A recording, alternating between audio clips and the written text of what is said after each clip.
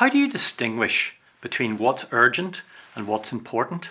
And does it have any significance anyway? In this short video, which is part of a series which are designed to help you reach your own highest potential, we're looking at some aspects of what is generally called time management. My name is Jeremy Harbinson, and I'm author of the book Personal Effectiveness, to help you reach your own highest potential. It's based on over 35 years of working as a trusted advisor to business leaders and many, many businesses. But one of the issues that comes up a lot is people say, "Oh, I'm so busy all the time." But can you distinguish between what is important and what is urgent? And do you know something about this which makes the difference very, very significant? Now, for a lot of us, we're just bombarded by things to do. And a lot of the time we're suffering from everything seems to be urgent. How do you distinguish things and how do you make progress through this? Well, one thing which I found very, very helpful was simply this little matrix. It divides up into 4 quadrants, and you'll see that the top says urgent and the bottom's about things which are important. So for example, box number 1 are things which are urgent and important. So let's imagine there's a big tender which you have to get into a customer, and that tender has to be in by 5 o'clock tonight. Well, is it important? Yes, because it's a big important tender that you want to get. Is it urgent?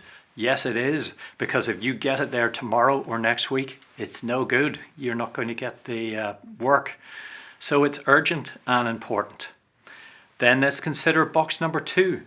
These are things which are of low urgency, but they are important. Now, a lot of things fall into this category, and they might be things like development or marketing. For example, let's say there's some training that you would like to get for your staff just to make them more effective. Well, is that important? Yes, it is.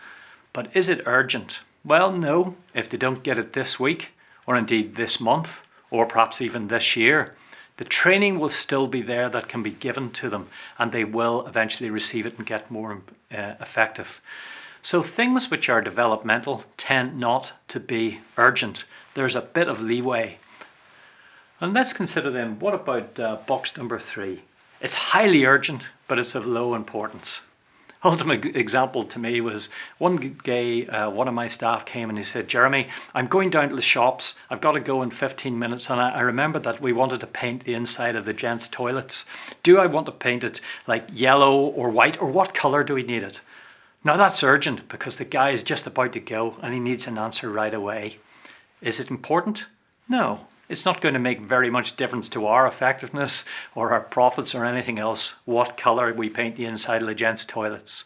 So that's an example of something which is urgent, but it's not important. Do you see the difference? And then there are some things which are neither urgent or important. And one of the things about those things that fit in that category is a lot of them are not very challenging, and sometimes they just seem like they're good fun. And so we can retreat to them, particularly when we're in times of stress.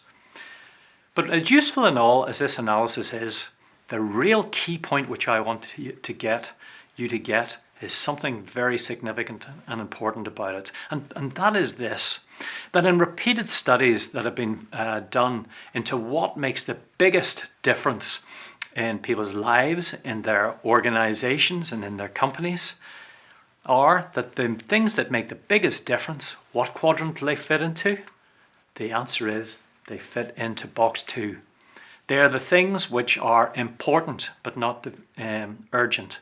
And they tend to be things which develop the business, which make it more effective, make their staff more efficient, their training, perhaps their marketing initiatives. And these are things that can always be put off to later. But the sooner you get them started, the sooner you start reaping the reward and the harvest of them. And so part of becoming more and more effective is to find ways to carve out the time to make sure that you've got time to deal with box number 2. Another interesting way to think of this is, rather than being in quadrant, is simply to think of it as a series of concentric circles. The very outside are the things which are not important and not urgent. The next box then are the things which are urgent but not important. And these are things which often simply their urgency makes them look like they're important when they're not.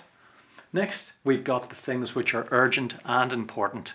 And I've said to you that a lot of these things tend to get done anyway, as we're so driven to meet the deadlines. But the ones that really tend to make the difference are the ones in the middle. The ones which are not important, which are not urgent, but are important. And that's known as, when you're dealing with those ones, you're dealing with being in the zone. So the real question is, how much of your time can you carve out to be in the zone? And in a future video, I'm going to share lots of ideas about how you can carve out time from your day and your week to make sure that we've got time to be in the zone, doing the things that make the biggest difference.